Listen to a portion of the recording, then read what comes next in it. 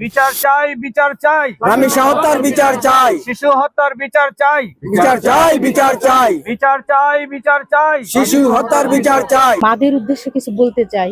মাদের কাছে শিশুদের এখন নিরাপত্তার হাত চলে গেছে। আমি আমি মাদেরকে বলবো প্রত্যেকটা মা যেন তার সন্তানকে খুব কাছে রাখে। কোনো আত্মীয়র বাসায় গেলে তখনও যেন সে একটু নিরাপত্তা দেওয়ার চেষ্টা করে, পাশের বাড়িতে গেলেও যেন নিরাপত্তা দেওয়ার চেষ্টা করে। আর মা যেন সবসময় তার চোখে চোখে রাখে, চোখের যেন আড়াল না হয় বাচ্চা, সেই নিরাপত্তাটা যেন মা দেয়। এবং প্রত্যেকটা মার কাছে আমার একটা মেসেজ যে তোমরা প্রত্যেকটা মা যেন তার সন্তানকে খুব কাছে রাখে।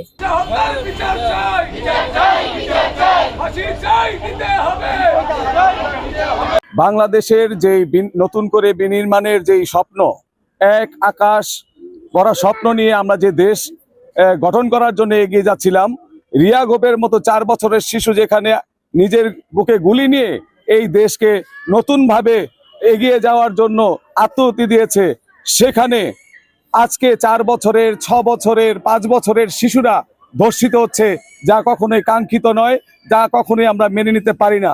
আমি সরকার সহ বিভিন্ন রাজনৈতিক দলের প্রতি আহ্বান করব, আপনারা নিজেদের মধ্যে কাদা ছোড়াছুড়ি বাদ দিয়ে আপনারা দেশ কিভাবে গঠন করবেন সেই ব্যাপারে ঐক্যমতের আহ্বান করুন।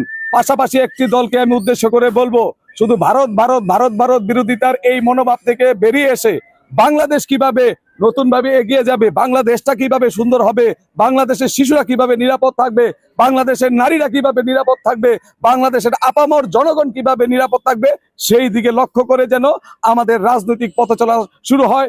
পাশাপাশি বাংলাদেশের প্রত্যেকটি সাংস্কৃতিক সংগঠন সহ সামাজিক সংগঠন এই সামাজিক অবক্ষয়ের জন্য প্রতিরোধ গড়তে হবে, এবং সেই প্রতিরোধ শুধু একটি ঘটনা ঘটলে আমরা একটি মিটিং, একটি মিছিল, একটি পথসভা এর মধ্যে সীমাবদ্ধ না থেকে আমরা এই প্রক্রিয়া চলমান রাখবো।